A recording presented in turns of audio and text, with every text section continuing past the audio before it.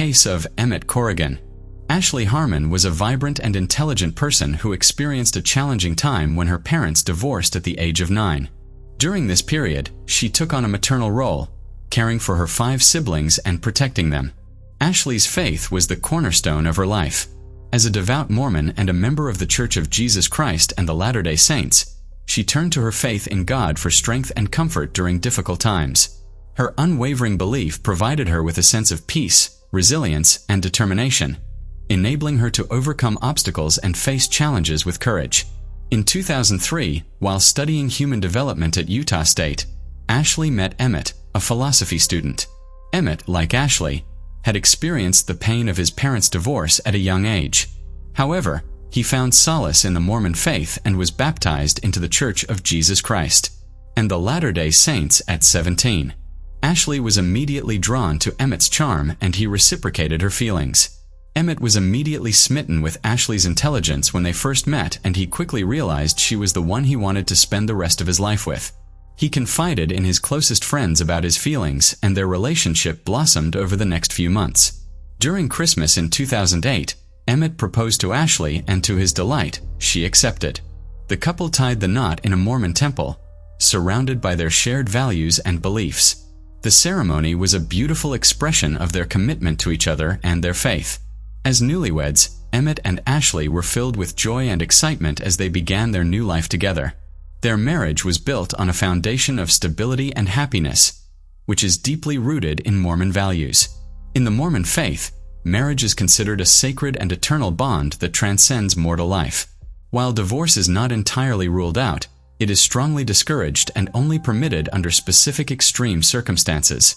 In 2005, Ashley and Emmett had twin daughters, and they were thrilled to start their journey as parents.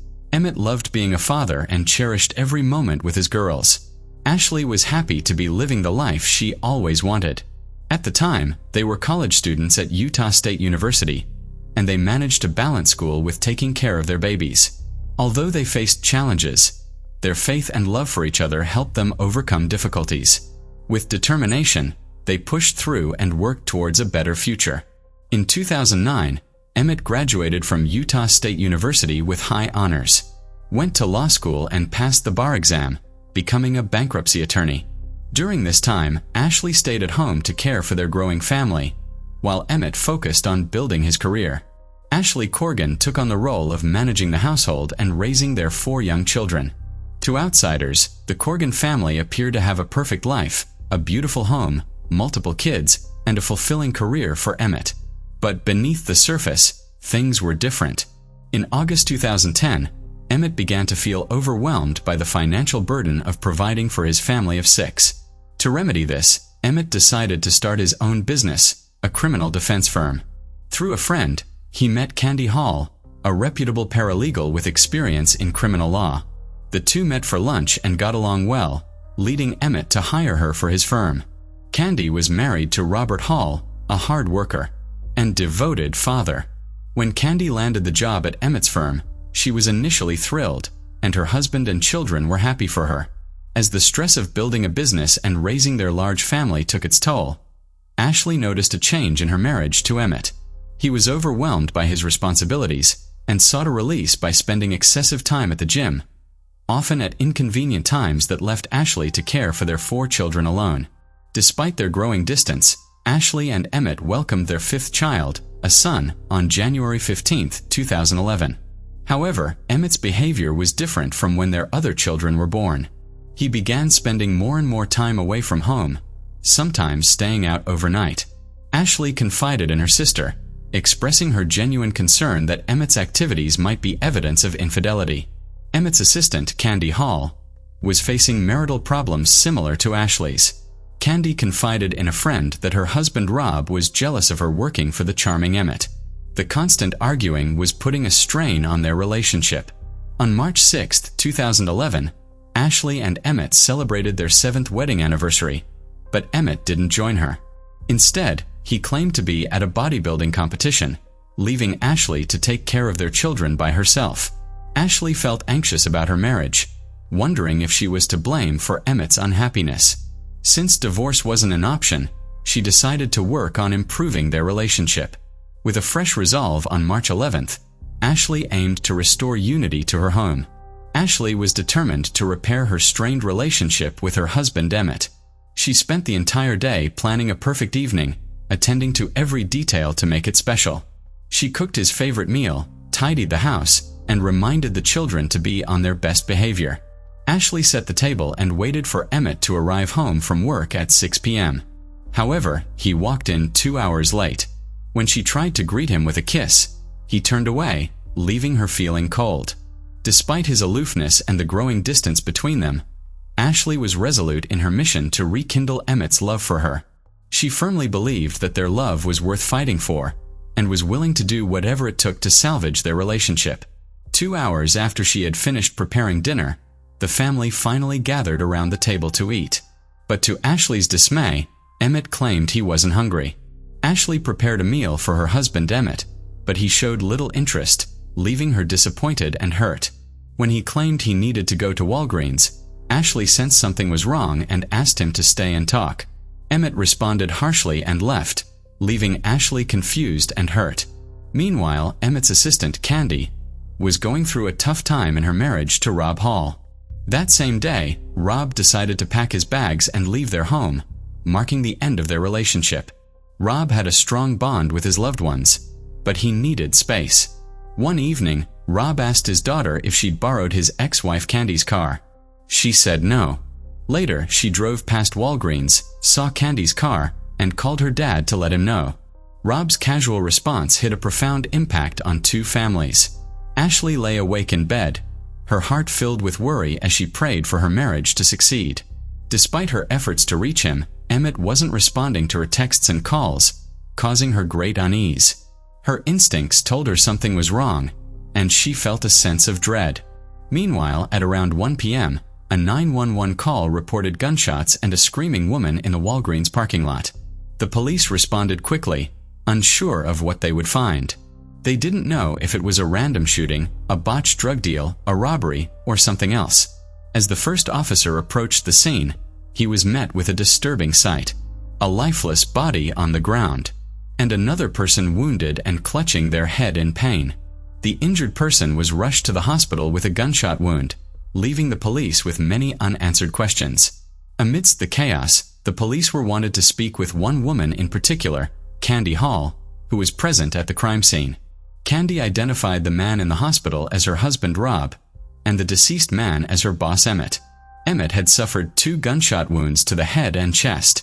Shortly after Emmett's body was discovered in the Walgreens parking lot, his wife Ashley received a knock on her door. When she answered, police officers broke the devastating news to her. Her husband Emmett was dead, a victim of a shooting. Ashley was shocked and distraught, unable to fathom what had led to this tragic event. The police then asked Ashley if she was familiar with Rob and Candy Hall. Ashley revealed that she knew Candy as Emmett's assistant, but she had long suspected that the two were having an affair. The police brought Candy in for questioning at the station, determined to piece together the events leading up to Emmett's murder and Rob's shooting. During the interrogation, Candy denied having a romantic relationship with her boss Emmett, and she vehemently rejected any suggestion of intimate relations. According to Candy, she had driven to Walgreens that night solely to pick up a prescription. Candy and Emmett met by chance in a store and decided to take a drive in Emmett's car. During the drive, Candy's phone rang. It was her estranged husband, Rob. Candy told Rob she was with Emmett, which sparked Rob's jealousy and led to him making a violent threat against Emmett. After the phone call, Candy and Emmett stopped at a gas station and eventually arrived at Walgreens. When they got out of the car, saw Rob waiting for them, visibly angry. The situation escalated into a heated argument and physical fight between Rob and Emmett. Amidst the chaos, Candy heard 3 loud gunshots and turned to see both men on the ground. She saw a gun lying nearby, picked it up and threw it away. When questioned by detectives, Candy claimed she didn't know who fired the first shots. Rob, who suffered a superficial gunshot wound to the head, was treated at the hospital and then interviewed by detectives. He told them that the gun found at the scene was his, and that it fell out of his pocket during the fight with Emmett at Walgreens. According to Rob, Emmett dove for the gun, and they struggled over it, resulting in Emmett shooting him in the head. Rob claimed he didn't know who shot Emmett during the struggle. The detectives weren't surprised that Rob didn't remember much due to his head wound from the gunshot. However, they did wonder if Emmett had fired the first shot, considering he ended up dead. To get to the bottom of the incident, which occurred in the Walgreens parking lot, the detectives checked the security footage. Upon reviewing the footage, they saw Rob Hall arrive at the parking lot at 9:55 p.m.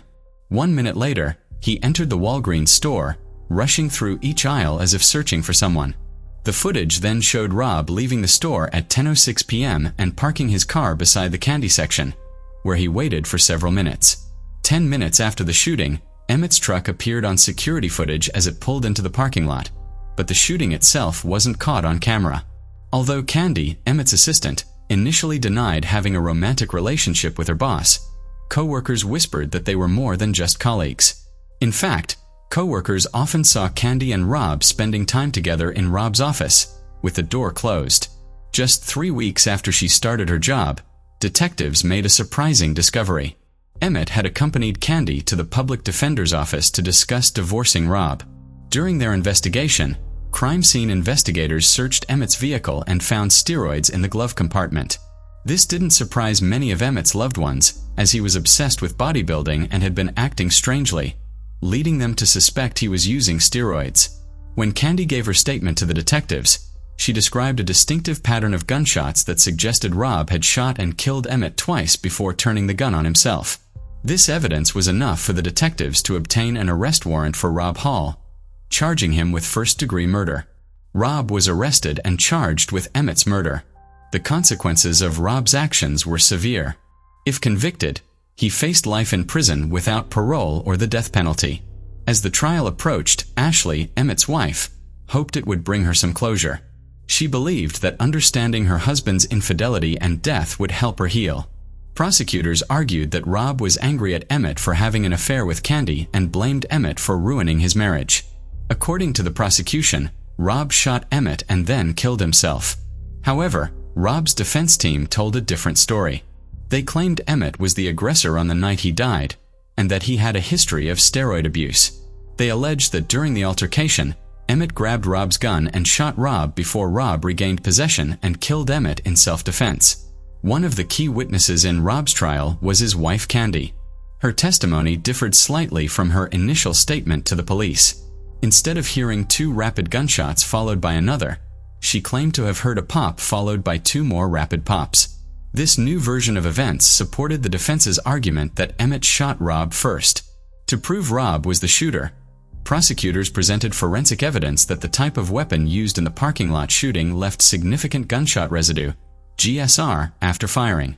Investigators tested Rob and Emmett for GSR and found that Rob's left palm had 32 particles. His right palm had 23, while Emmett had only 1 particle on his left hand and none on his right. The forensic evidence proved that Rob was the one who fired the gun 3 times, and Emmett never possessed the weapon. After careful consideration, the jury found Rob Hall not guilty of first-degree murder, but guilty of second-degree murder, which means the murder was not premeditated. The judge sentenced Rob to 30 years in prison. Rob will be eligible for parole in 2028, when he is 58 years old. Despite the conviction, Rob maintains his innocence and appealed his conviction in 2021.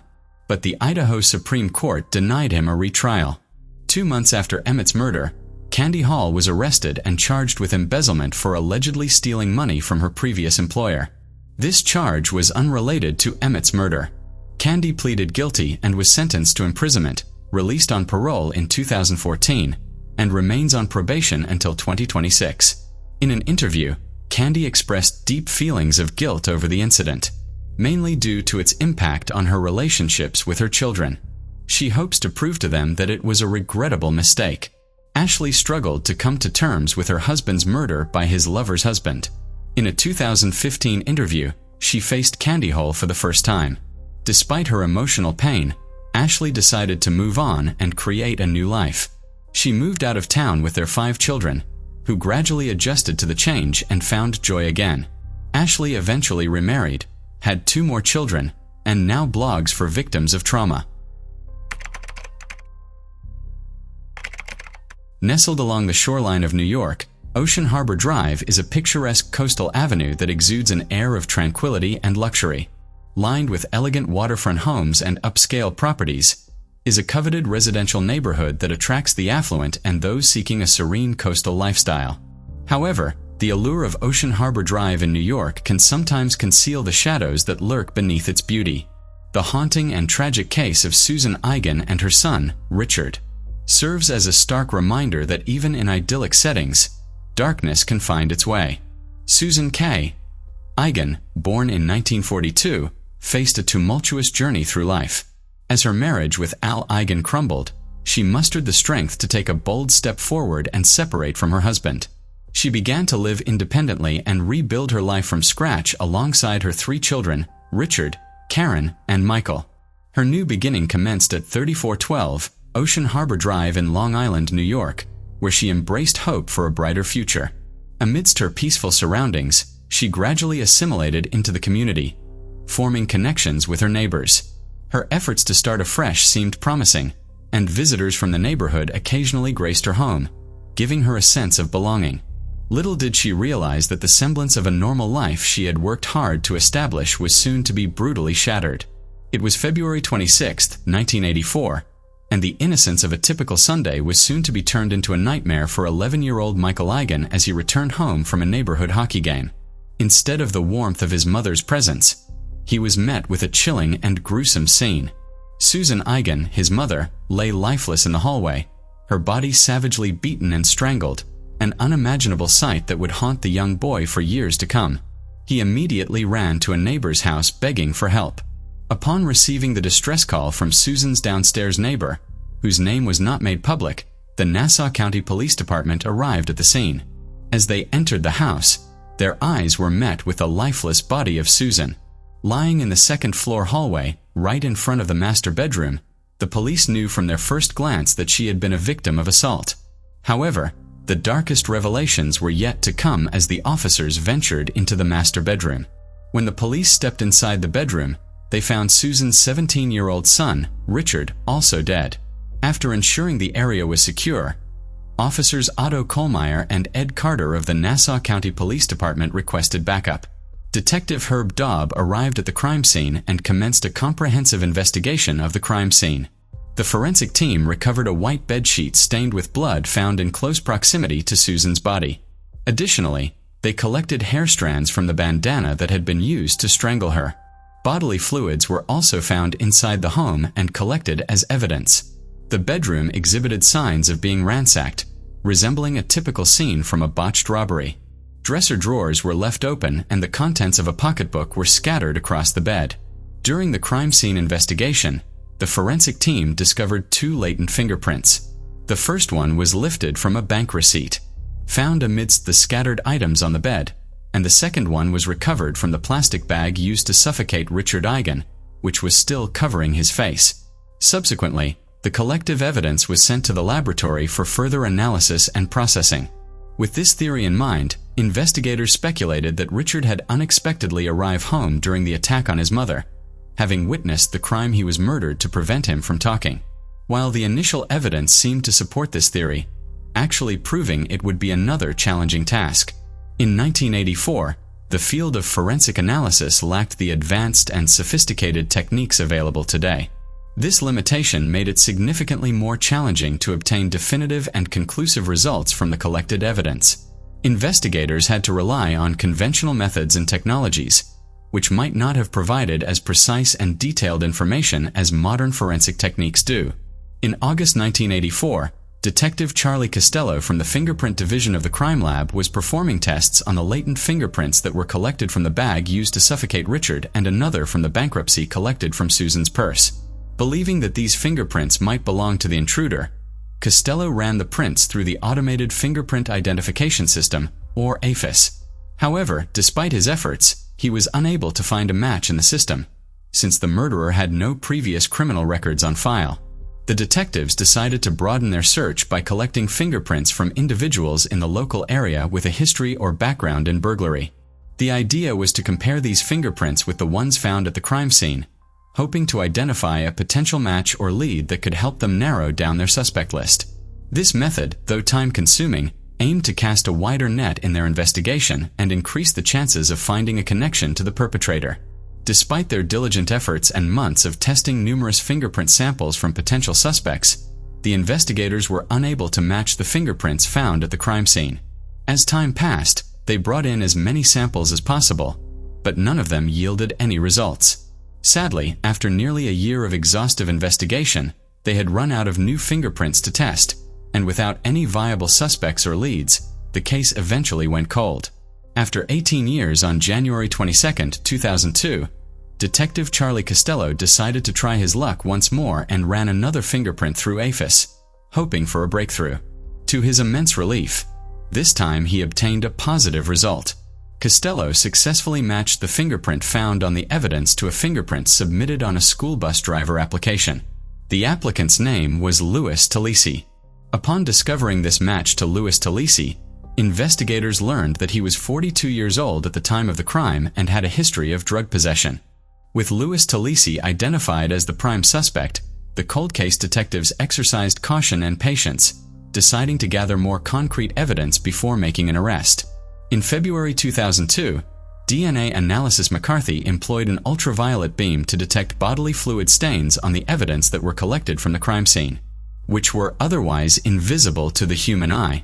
Successfully collecting the fluid, McCarthy extracted a partial DNA profile from it. Armed with his partial DNA profile, the detectives knew they were getting closer to solving this case definitively. The only missing piece now was a sample of Louis Talisi's DNA to compare with the extracted profile and confirm the match. It was finally time for them to find Louis Talisi. On May 10, 2002, the task of securing Louis Talisi's DNA fell to Detective Tony Graziano, a skilled and well-organized undercover agent from the Nassau County Police Department. His mission was to discreetly obtain a covert DNA sample from the suspect without alerting Talisi to the ongoing investigation. At 11 a.m. on May 10, 2002, Detectives Graziano and Sergeant Guido initiated their operation by conducting a walkthrough of Louis Talisi's residence. The purpose of this walkthrough was to familiarize themselves with the layout of the house and gather any potential information that might be useful during their interaction with Talisi. Following the walkthrough, Detective Graziano took the lead in establishing a rapport with Talisi. Building rapport is a crucial skill in undercover work, as it helps gain the trust and confidence of the suspect. Over the course of their interaction, Graziano engaged Talisi in casual conversation, discussing various topics to create a comfortable and friendly atmosphere. The detectives knew that they had to approach the situation delicately, ensuring that Talisi remained unaware of their true purpose. Their goal was to gain Talisi's trust enough to obtain a covert DNA sample without raising any suspicion. As Detective Graziano and Sergeant Guido continued their walkthrough of Talisi's home, they maintained a casual atmosphere, with Talisi smoking a cigarette during the conversation. Subsequently, they stepped outside onto the street, where Talisi eventually discarded the cigarette butt, without suspecting anything amiss. Their orchestrated plan was progressing as intended. After Talisi left the area, Sergeant Guido discreetly collected the discarded cigarette butt. Detective Graziano and Guido wasted no time and immediately made their way to the crime lab. In the crime lab, the analysis carefully isolated the saliva and epithelial cells from the filter of the cigarette butt. The DNA present in the sample was extracted and purified, ensuring the removal of any potential contaminants. With the DNA profile from the cigarette butt now prepared, it was time to compare it to the previously extracted partial DNA profile obtained from the crime scene evidence. As expected, the moment of truth arrived and the comparison revealed an undeniable match between the two DNA samples. The results confirmed that Louis Talisi was indeed the killer, linking him conclusively to the crime scene and the murders of Susan and Richard Eigen. After building a solid case with concrete evidence against him, Louis Talisi was finally arrested on June 5, 2002. Law enforcement officers took him downtown for questioning. In the Nassau County interviewing room, Louis Talisi was confronted with the evidence collected by the detectives, including the crucial fluid sample that linked him to the crime scene. Talisi, displaying his cunning nature, quickly latched on to a potential defense strategy. He acknowledged knowing Susan and cunningly claimed that he had a physical relationship with her. According to his statement, this explained the presence of his bodily fluid inside Susan's home, suggesting that it was not related to the murders. Talisi further stated that at the time of the murders he lived in Brooklyn and had been introduced to the Eigans by friends who lived next door to them. Subsequently, Talisi had met the Eigans on several occasions in the past. However, the detectives asserted that on the day of the murder, he was not an invited guest. The cold case detectives didn't believe Talisi's statement, but they knew the potential complication Talisi's statement might introduce during the court proceedings. They understood that handling it with precision was crucial. Nonetheless, they held one last decisive piece of evidence, a trump card that if presented skillfully would leave Talisi with no escape route. On July 3, 2002, DNA analyst Terry Melton took possession of 2 strands of hair that were recovered from the bandana used to strangle Susan Eigen. Melton then extracted a DNA profile from the hair samples. The crucial step was to compare this newly obtained DNA profile with Louis Talisi's existing DNA profile. And with DNA analysis of the hair strands from the bandana matching Louis Talisi's DNA profile, the final piece of the puzzle was completed for the cold case detectives. After the completion of the investigation and the compilation of a strong case against Louis Talisi, the Eigen double murder case was handed over to the Nassau County District Attorney's Office. The district attorney's team reviewed the evidence and prepared for the trial. The case was put on the court docket and trial proceedings began. Assistant DA Robert Biancovilla painted a picture of death to Talisi fashion for Susan and Richard Eigen. Despite the mounting evidence against him, Louis Talisi remained unwilling to confess to the murders. His defense attorney Michael Washer put forth a defense strategy to create reasonable doubt in the jury's minds. Washer claimed that Talisi was attempting a family gathering on the day of the murders, suggesting an alibi to counter the prosecution's case. In an effort to cast doubt on Talisi's involvement, Washer also proposed the possibility that other individuals who knew the Eigens may have been responsible for the crimes. During the trial, Louis Talisi took the opportunity to briefly speak in court. He expressed his deepest condolences to the families of Susan and Richard Eigen, acknowledging the profound loss they had suffered. However, he also maintained his stance, asserting that he was innocent of the crimes he was accused of committing. Michael Eigen, Susan's son, addressed the court and shared a haunting memory that had stayed with him since the murders. He recounted an incident that occurred 4 years after the tragic events when he and his teenage friend found themselves on a boat with Louis Talisi.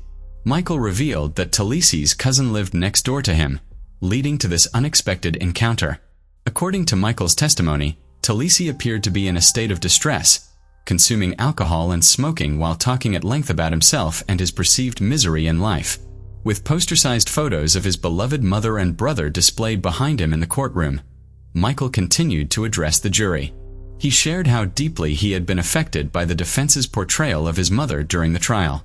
Louis Talisi's defense attorney had attempted to create reasonable doubt by suggesting alternative scenarios and other potential suspects. In doing so, they had painted an unflattering and distorted picture of Susan Eigen.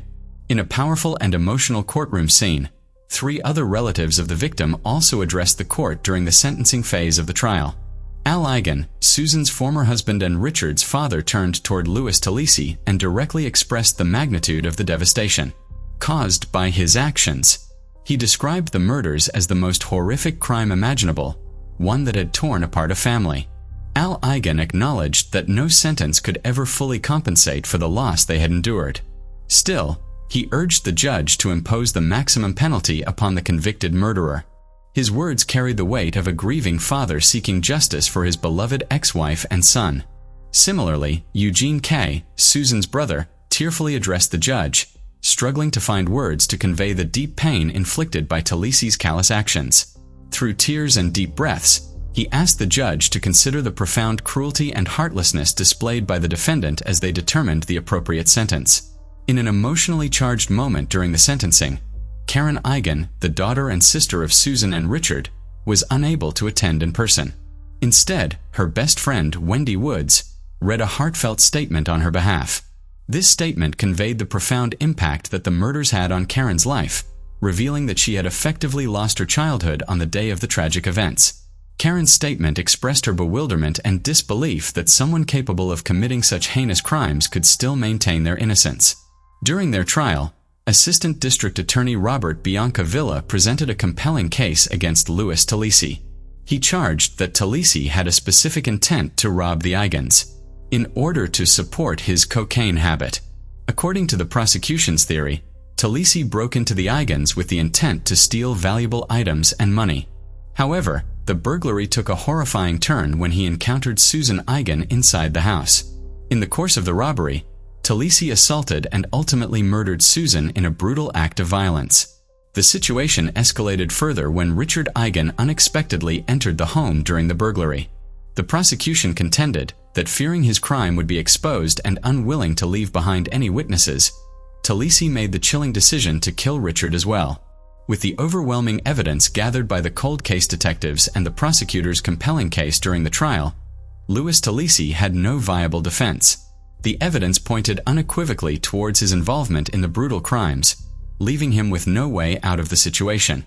Talisi was finally charged with second-degree murder, kidnapping, burglary, and aggravated assault. During the sentencing hearing on June 2, 2004, Michael Eigen, the son and brother of the victims, addressed the court once again. In an emotional statement, he expressed the profound impact that the murders had on his life. Michael shared that the loss of his home, his mother, and his brother were among the many things stolen from him by Talisi. In recognition of the devastating losses suffered by the Eigen family, the heinous nature of the crimes, Nassau County Court Judge Joseph Calabrese handed down the sentence to Louis Talisi. The judge sentenced him to 2 consecutive 25 years to life prison terms for the 1984 murders of Susan and Richard Eigen, the Oceanside mother and son.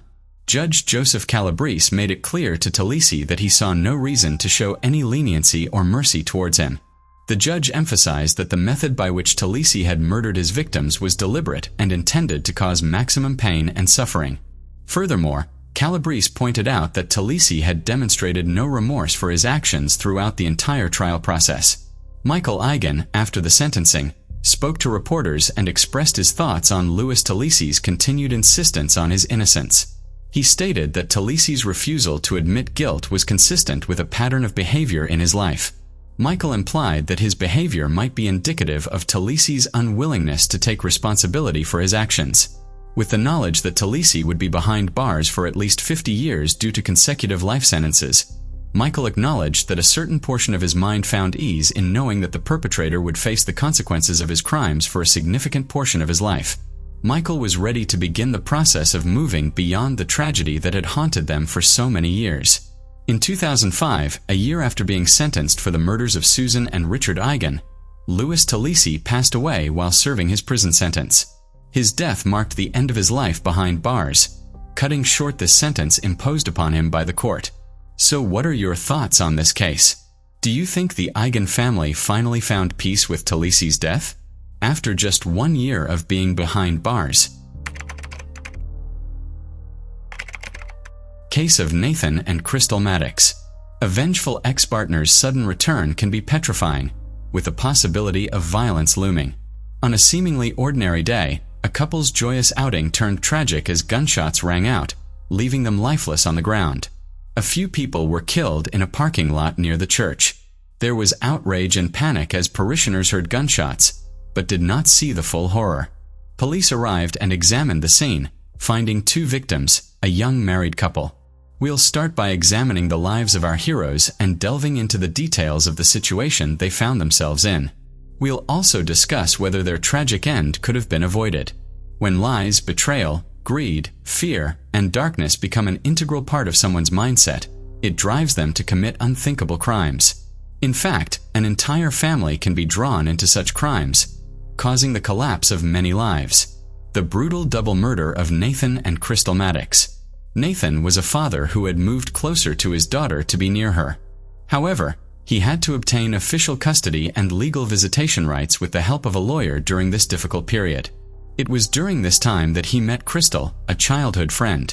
Crystal had dreamed of graduating from university, but instead got married and had a family with 4 children. When the marriage ended in divorce, Crystal and her children returned to their hometown. Nathan and Crystal met at a time that was ideal for both of them. Nathan was drawn to Crystal's children and her positive outlook.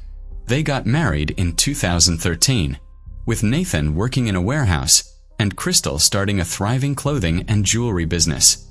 The family prospered, and they were able to hire a lawyer to assist Nathan in obtaining visitation rights with his daughter from a previous relationship. The daughter, Madison, was excited about her father's new wife and siblings. However, Madison's maternal grandparents, Lita and Paula Westphal, were resentful and worried about losing their only grandchild. In 2012, Kristen Westphal, Madison's mother, had applied for full custody with the support of her parents. The custody battle continued for 2 years, but Crystal's arrival in Nathan's life altered the entire situation. The judge granted Nathan visitation rights in October 2013. On January 18, 2014, Nathan and Crystal arrived at a church service, planning to take their 6-year-old daughter Madison for a walk afterwards to retrieve pre-prepared gifts. As they left the church, but they were shot and killed in a brutal execution-style attack. The investigation revealed that Nathan had been shot in the head with a .30 caliber rifle, and also in the thigh with a .20 gauge shotgun, suggesting the involvement of 2 shooters. The investigators were surprised by the reaction of Nathan's ex-wife's family, the Westphals, who seemed to be overly dramatizing the tragedy while concealing their satisfaction over the deaths that had occurred. Paul Westphal even went into a seizure, seemingly unable to accept the news of Nathan's death.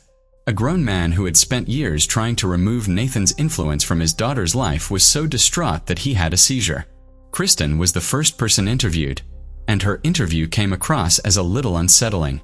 She was the only member of the family who maintained a very composed and natural demeanor, despite the fact that she and Nathan had been together for a long time and had a child together.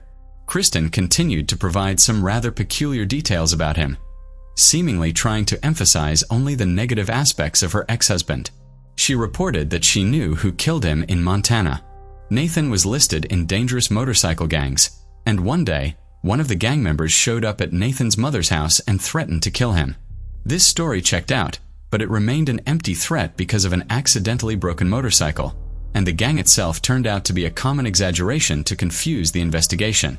As an alibi, Kristen said that on the day of the crime, she was at the grocery store with her father Paul, a couple of miles from the church, after which they both went home. Surveillance footage at 10:57 a.m. confirmed their presence at the grocery store. Paul Westphal told the exact same story, but Paul was a hunter and had a firearm in his arsenal, so his hands were tested for traces of gunpowder, but the result was negative. However, until now, his reaction to the death of Nathan, whom he sincerely hated and never hid, seemed to the investigators very strange, and played it left a sliver of doubt in his sincerity. Interviews with loved ones over a short period of time helped investigators discover that Nathan Maddox was involved in a custody battle over his daughter with his ex-wife, Kristen Westphal, and her family. After a long and bitter dispute in court, he was close to retaining custody, something that none of the Westphal family members strongly wanted. Such a desperate battle between the parties may well have been cause for reprisal, but the police had no concrete evidence to arrest any member of the Westphal family. The family consisted of 4 people, and 2 people were the shooters. Investigators had yet to be convinced of their story and figure out which family member pulled the trigger, taking the lives of 2 people, or whether a hired killer did it. The researchers took a different approach and decided to act through the main protagonist of the controversy, little Madison Maddox. After all, her safety was at stake since she was still with the family. That could pose a threat to her. The police, along with Child Protective Services, CPS, went to remove the child from the home, but they faced a wave of protests and outrage. The behavior of the older Westphal family entailed a search of the home. What the police later found in the house shocked them. A gun was stored on a shelf in an easily accessible place in the room, and the culmination of the search was the illegal drugs scattered around the house. It turns out that in 2013, Kristen Westphal was charged and arrested for possession of a controlled substance. The arrests were repeated, which clearly indicated that Kristen couldn't be a good mother to Madison. When Kristen went to jail in early 2013, her parents were granted temporary custody of their daughter and would not allow Nathan to see her, while their granddaughter was in their custody.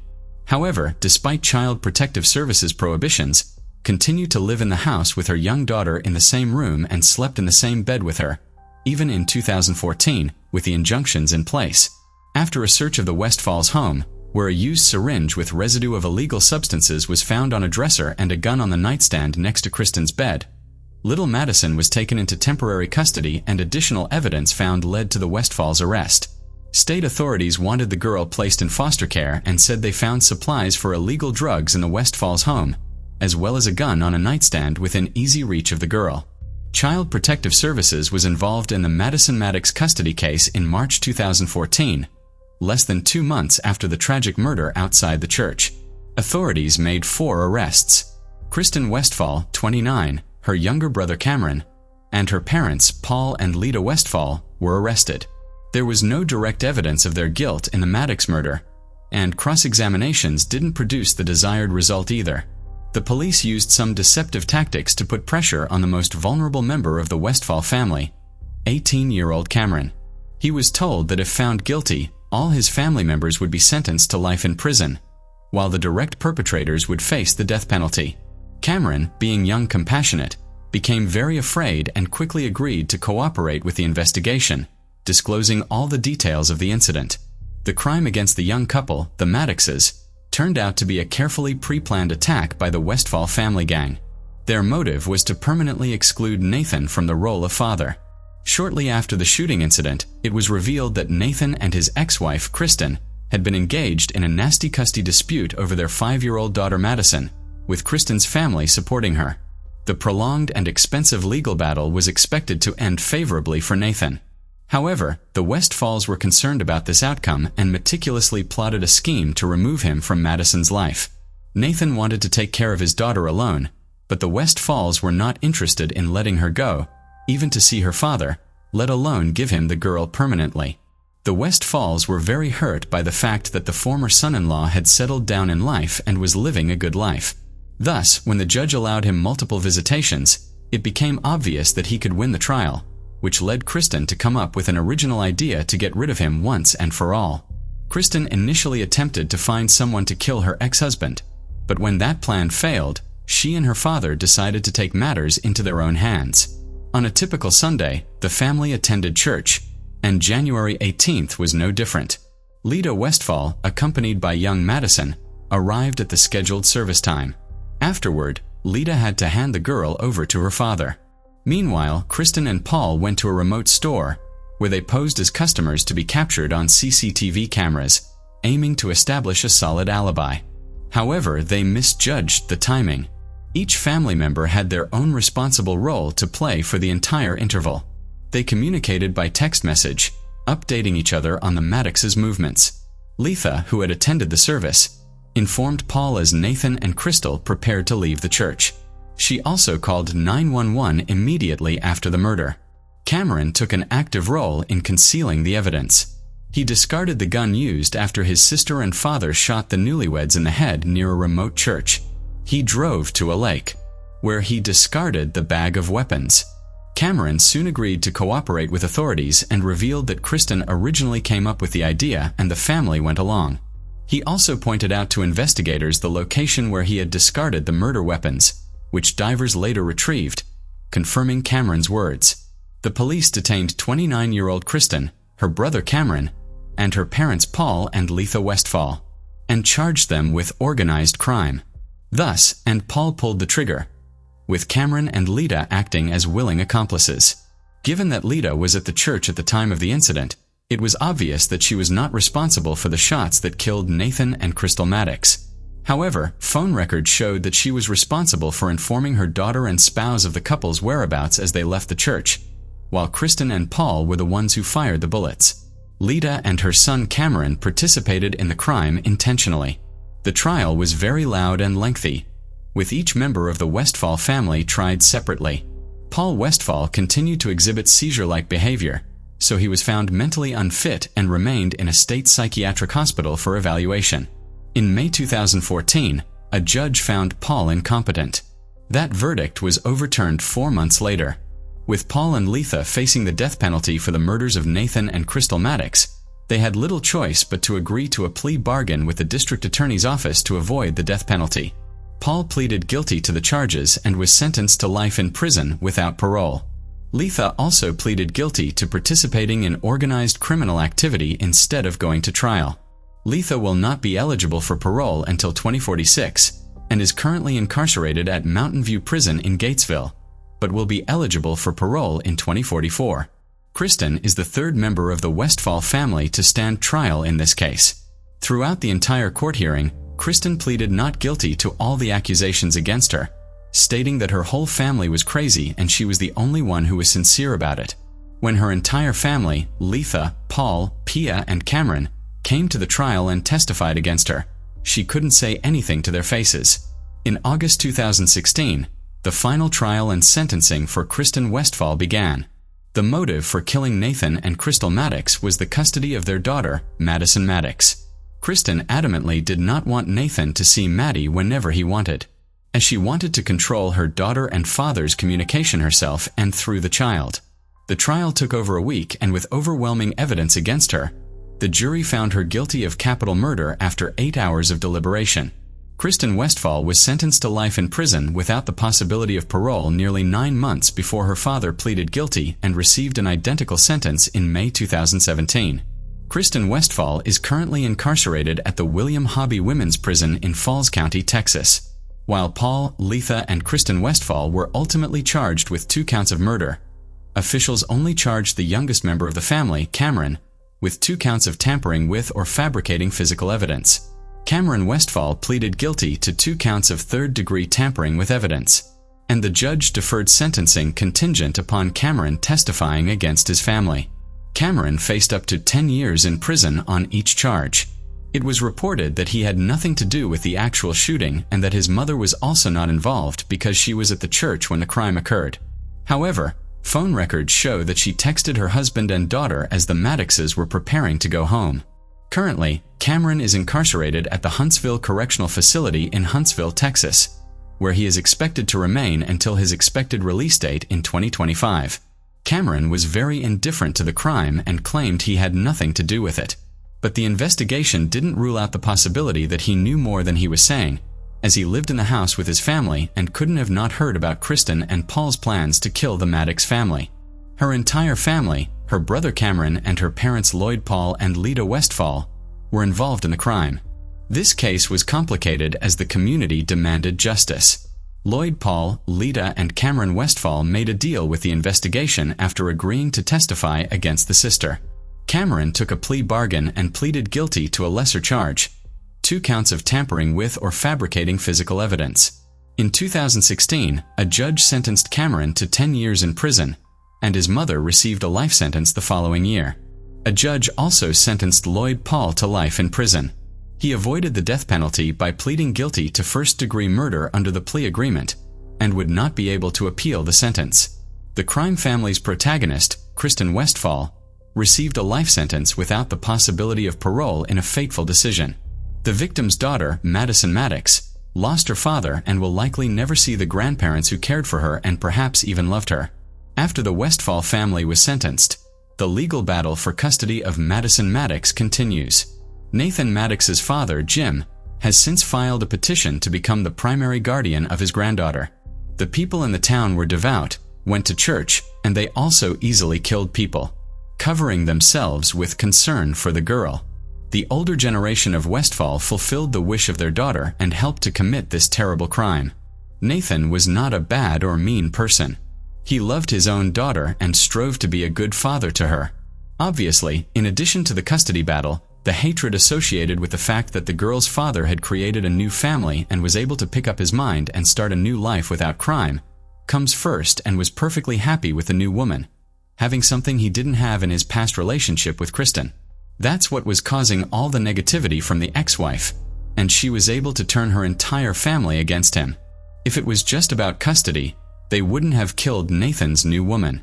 After all, the Madison custody dispute started before Nathan and Crystal's relationship. There is certainly only one loser in the history of the Westphal versus Maddox fight. Of course, it's Madison. I'd like to believe that when she grows up, she won't remember the wild selfishness with which adults tried to take advantage of her by saying words about love. After all, if the family had loved the child, they would have tried to build a normal relationship for her sake, but they were only acting to please their own egos.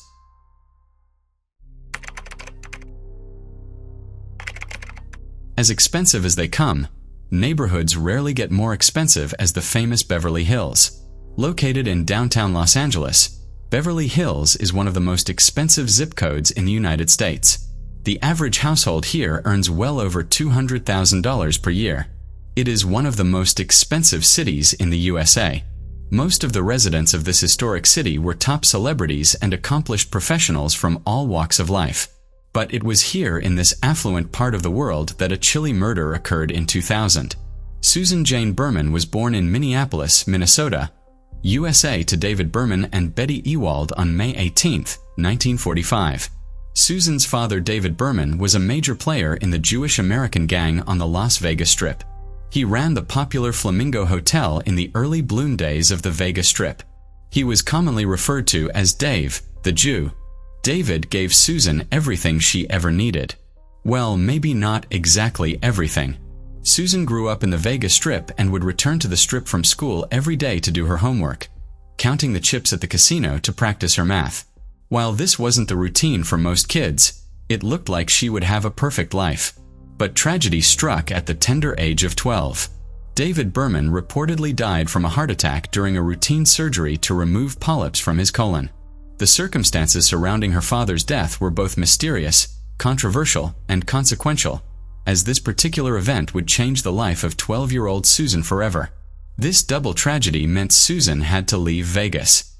Susan's uncle Charles, Chicky Berman, took her to live with him and his family in Lewiston, Idaho. It was at a junior high school in Lewiston that an English and a history teacher discovered Susan's unmistakable talent for writing and inspired her to pursue a career in writing. Susan subsequently enrolled at the University of California, Los Angeles, UCLA, to study sociology. During her final year, she met a graduate student who would become her best friend for life, Robert Allen Durst. Robert, or Bobby Durst, as was his nickname, was at UCLA for a one-year master's program. Both students came from privileged backgrounds, and it seemed like they clicked almost instantly. Beyond a privileged background, Susan shared something else in common with her newfound friend. Both Susan and Robert had lost both their mothers at a young age. In 1969, Susan eventually went on to get a master's degree in journalism at the University of California, Berkeley. Susan was a part of a selection of 30 students for the graduate program in journalism at UC Berkeley. According to Elizabeth Moran, one of her classmates who became a national correspondent at the LA Times, Susan was simply exceptional. Of the select 30, none was short of talent and wits, but the aura of Susan made her stand out. She could engage any kind of audience and keep them hooked. Susan had all the ingredients to become a successful journalist, at least according to her classmates. That would prove to be true. Just 2 years after her graduation, she landed a job at the popular newspaper, San Francisco Examiner. She also wrote the famous 1971 college guidebook, The Underground Guide to the College of Your Choice. In the early 80s, Susan moved to New York, where she wrote for the New York Magazine, Cosmopolitan, and Family Circle. In New York, Susan met James Brady, an investigative reporter. James and Susan became friends as she began working on writing a memoir about her late father. Susan requested the criminal records and investigative reports about her father from the FBI and the Department of Justice. She was left stunned to see her father, David, had been linked to gangland violence, mob crimes, and several murders, many of which she and her mother were completely oblivious about. Her 1981 book, Easy Street: The True Story of a Mob Family, eventually became one of her most significant works, where she detailed her life as the daughter of a mobster. The book was such a success that Hollywood producers became interested in adapting the book into a movie. The movie rights were sold for $350,000. The book party was held at Sammy's Romanian Steakhouse on Manhattan's Lower East Side. The book party was hosted by Susan's ever-present best friend, Robert Durst. Susan would later get married to her heartthrob Christopher Margulies at the Hotel Bel Air in LA. Again, her ever-present best friend, Robert Durst, walked her down the aisle. In 1986, just 2 years after their marriage, Susan would lose the love of her life. Christopher Margulies died of a heroin overdose. By the mid-90s, Susan moved to West Hollywood. The 50-year-old writer was at the peak of her powers and had just been nominated for a Writers Guild of America award. In the late 90s, Susan moved to a rented apartment in Benedict Canyon, one of the main thoroughfares from West Hollywood to the Valley area. It was just 2 miles away from Rodeo Drive, one of the most expensive streets on the planet. Susan was one of the top journalists in the area. She had just begun working on a project titled Sin City for Showtime TV. The project was reportedly Showtime's response to HBO's well-acclaimed TV series, The Sopranos. For Susan, this was the ideal neighborhood. No one knew Susan's biggest project yet would never hit the screens. After Susan moved to Benedict Canyon, she focused more on her upcoming work for Showtime. On December 19, 2000, a few days before Christmas, Susan Berman got on a call with her actress friend, Kim Langford. It was the first time in several years that Susan and Kim were not spending the holidays together. That call was quite unusual, and Susan seemed worried. The conversation that ensued scared Kim. Susan seemed to have some information that could change a lot of things. Kim was curious to know what this information was, but Susan didn't have it herself. But Susan assured Kim she knew where to get this information. Although Kim feared for her friend's life, Susan was a well-renowned journalist, so Kim presumed this big information was about one of her upcoming big projects. No one knew what exactly this big information was. At 1 p.m. on Christmas Eve, 2000, LA police received a call to Susan's home on 1527 Benedict Canyon Road. Her neighbors had become worried when one of her dogs was seen barking and running around loose. This came as a surprise since Susan loved her fox terriers and would never leave them unattended. Police arrived at the scene to find Susan's body murdered in cold blood, execution style with a 9mm handgun. She was shot to the back of the head with a single bullet, and it was estimated that she had been dead for at least 1 day. Kim's fears were confirmed. Susan was dead. Trailing Susan's killer was not going to be easy. Her killer had at least a 1-day head start since the body was found a day late.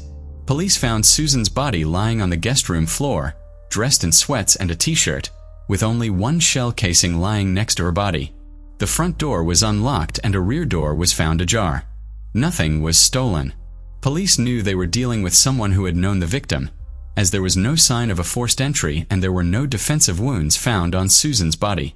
The motive for her gruesome murder remained unclear. The media began to drive the narrative that the murder was gang-related since Susan's father David had been a gangster and she had been killed execution style. But the police noted that most of her father's associates and rivals were already dead, while Susan wrote a memoir about her father ruling out the possibility of a gang-related murder. The first major lead in the case came sooner than investigators expected. Just 2 days after Susan's death, this major lead, though, was shrouded in mystery.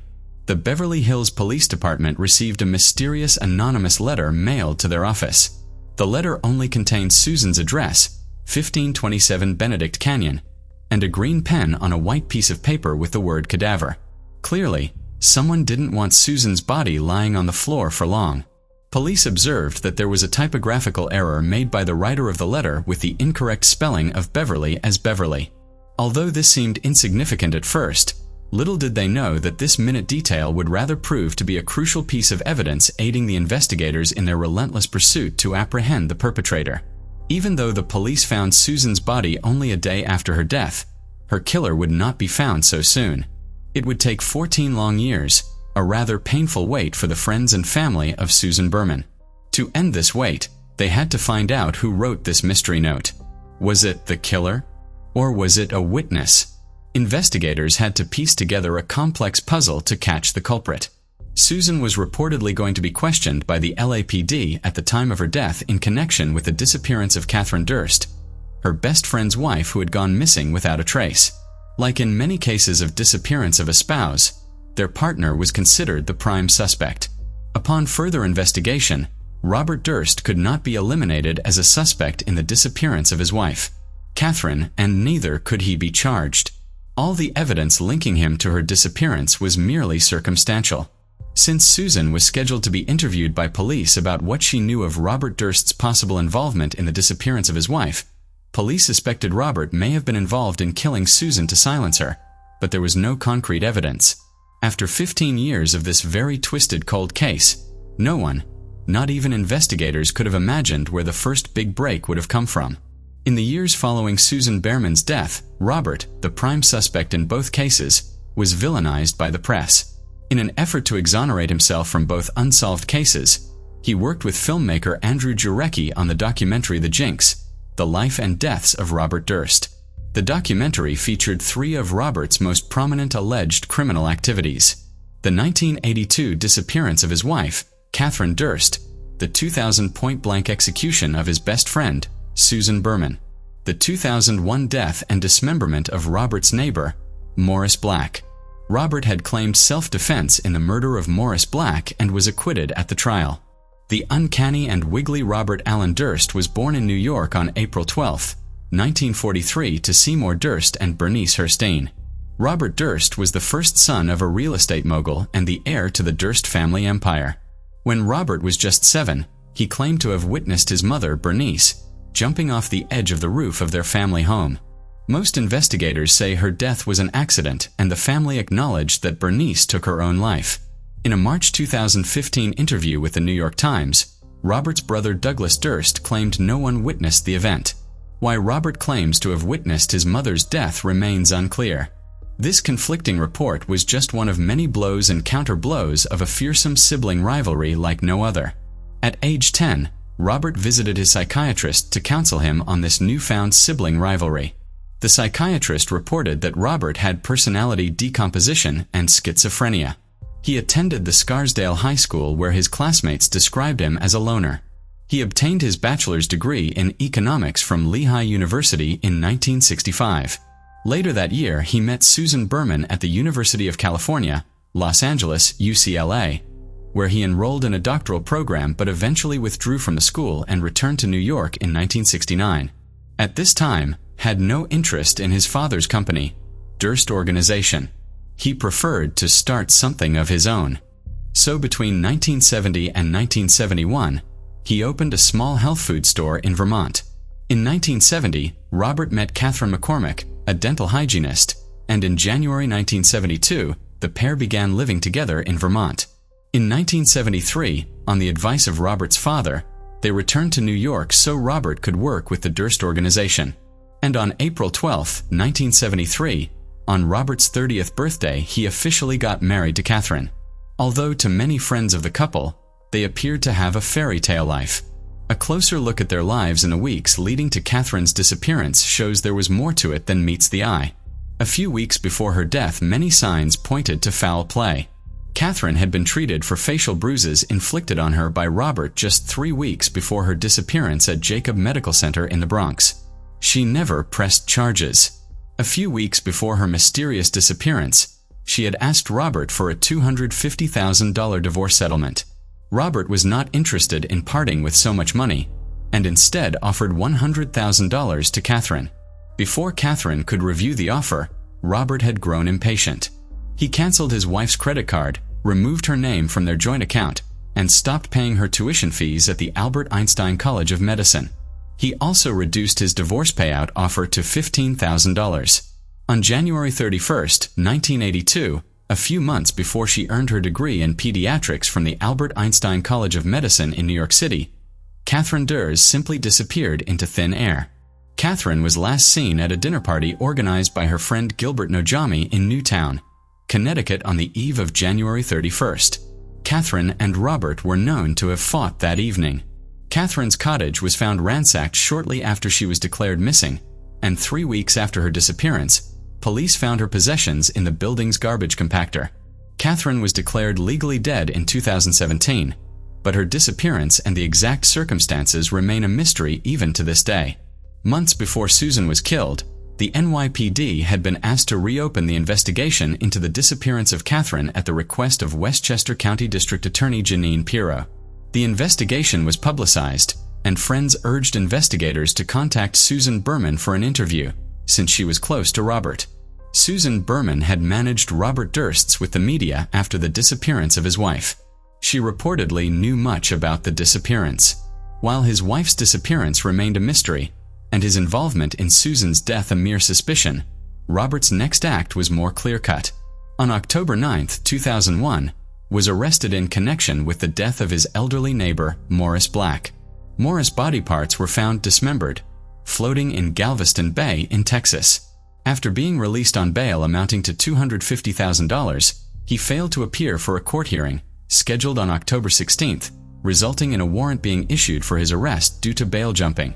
Then on November 30th, Durst was apprehended at a Wegmans supermarket in Bethlehem, Pennsylvania, where he had attempted to shoplift Band-Aids, a newspaper, and a chicken salad sandwich. Some suspicious items were found in his rental car when he was apprehended: $37,000 in cash, 2 guns, marijuana, Black's driver's license, and directions to Gilbert Najami's home in Connecticut. While evading authorities, Durst disturbingly used his time to stalk his own brother, Douglas, even going so far to visit the driveway of his residence in Katona, New York, while armed. He was eventually extradited to Texas for trial. In 2003, Robert Durst stood trial for the murder of Morris Black. His defense attorney, Dick DeGuerin, argued Robert had acted in self-defense and the weapons discharged as they both struggled when Morris threatened him with a .22 caliber pistol. Robert admitted to having dismembered Morris's body with a knife, saw, and axe before dumping his remains in Galveston Bay. Since Morris's head was never found, Robert's claim of a struggle and location of the gunshot wound could not be confirmed or dismissed. On November 11, 2003, the jury acquitted Robert Durst for lack of forensics to prove capital murder. He, however, received a 5-year sentence for tampering with evidence and jumping bail. He was paroled in July 2005. The terms of Robert Durst's parole required him to stay near his home and seek authorization before making any trip. Robert Durst made an unauthorized trip back to the crime scene, where he had killed Morris Black. On his Defiant Crime tour, he ran into an unexpected familiar face: Galveston County District Court Judge Susan Criss, who had presided over his murder trial. They were both shocked to see each other. With this unauthorized trip, Robert Durst violated his parole terms and was returned to prison. He was then released in March 2006. Robert was naturally the heir of the Durst organization, but in 1992, his father decided to pick his younger brother Douglas Durst to take over the Durst organization, another stern choice in the already heated sibling rivalry. His father said that his choice of Douglas was due to Robert's inappropriate conduct, but Robert was having none of that. He believed he was the rightful heir to the Durst organization, and after returning from prison, he decided to sue his family. The lengthy lawsuit finally ended in 2006, and Robert Durst was bought out for a one-time payment of $65 million. This lawsuit brought a more tumultuous twist to the relationship between Durst and his family. The jinx was supposed to clear the air, but it turned out to be an actual jinx for Robert. During the filming of The Jinx, Susan Behrman's stepson, Sarib Kaufman, uncovered a letter Robert had written to Susan in 1999, a few months before her death.